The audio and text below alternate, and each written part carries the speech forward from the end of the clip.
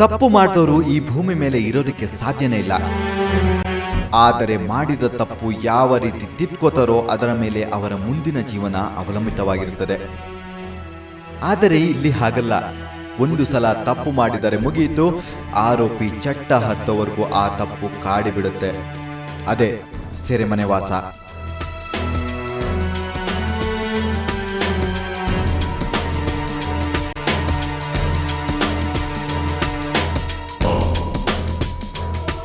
ಹೆಣ್ಣು, ಹೊನ್ನು, ಮಣ್ಣು, ಮುಖ್ಯವಾಗಿ ಈ ಮೂರರಿಂದಲೇ ಮನುಷ್ಯ ಅಪರಾಧಿಯಾಗಿ ಪರಿವರ್ತನೆಯಾಗಲು ಸಾಧ್ಯ.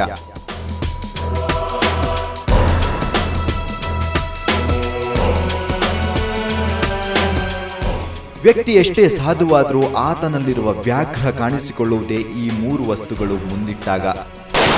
ನಾವು ಸಾಮಾನ್ಯವಾಗಿ ಹೇಳುವಂತೆ ಇಂದು ತೆರೆ ಮೇಲೆ ಬರುತ್ತಿರುವ ಹಿಂಸೆಯ ವೈಭವೀಕರಣದಿಂದ ಮನುಷ್ಯ ಕೆಟ್ಟೋಗ್ತಾನೆ ಅನ್ನೋದು ಸುಳ್ಳು. ಅಪರಾಧಿ ಅಪರಾಧ ಮಾಡಬೇಕು ಅಂತಿದ್ರೆ ಅವನು ಮಾಡೇ ಮಾಡ್ತಾನೆ. ಕೆಲವರು ಶೋಕಿಗಾಗಿ ಅಪರಾಧ ಮಾಡಿದ್ರೆ ಇನ್ನು ಕೆಲವರು ಅದನ್ನೇ ವೃತ್ತಿಯನ್ನಾಗಿಸಿಕೊಂಡವರೂ ಇದ್ದಾರೆ.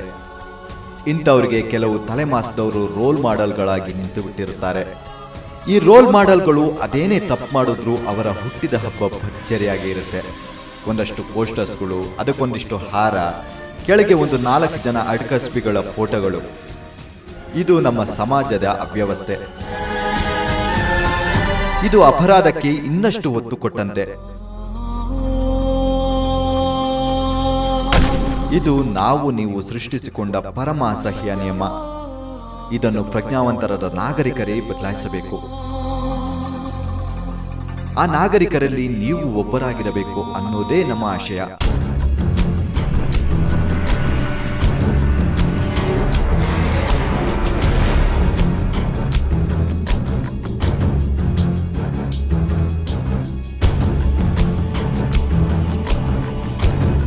ಈ ರೋಡ್ನ ಅಂತಿಯೂರು ಎಂಬ ಪುಟ್ಟ ಗ್ರಾಮ.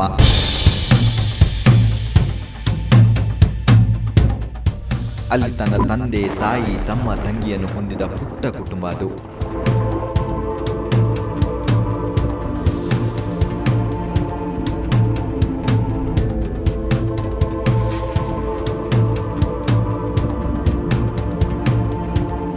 ತಾವಾಯಿತು, ತಮ್ಮ ಕೆಲಸವಾಯಿತು ಅಂತ ತಮ್ಮ ಪಾಡಿಗೆ ತಾವಿದ್ದ ಬಡ ಕುಟುಂಬ ಅದು. ಹೊಟ್ಟೆಪಾಡಿಗಾಗಿ ತಂದೆ ಟೀ ಅಂಗಡಿ ಇಟ್ಕೊಂಡಿದ್ರೆ ಮಗ ಶಾಲೆ ಮುಗಿಸಿ ಗ್ಯಾರೇಜ್ನಲ್ಲಿ ಮೆಕ್ಯಾನಿಕ್ ಕೆಲಸ ಮಾಡ್ತಿದ್ದ.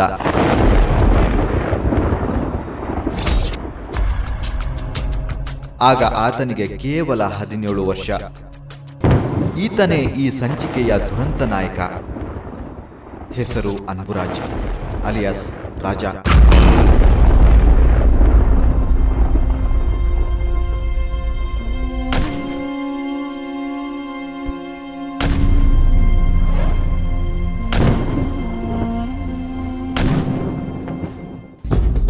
ಅನ್ಬುರಾಜ್ ಸದ್ಯಕ್ಕೆ ಮೈಸೂರು ಜೈಲಿನಲ್ಲಿದ್ದಾನೆ.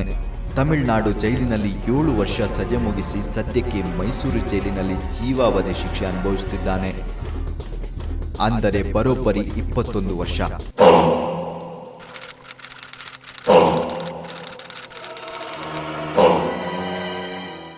ಇದಕ್ಕೆಲ್ಲ ಕಾರಣವಾದದ್ದು ಆತನ ಮನೆಯ ಪಕ್ಕದಲ್ಲೇ ಇರುವ ಅಂತಿಯೂರು ಫಾರೆಸ್ಟ್ ಮತ್ತು ನರಹಂತಕ ವೀರಪ್ಪನ್.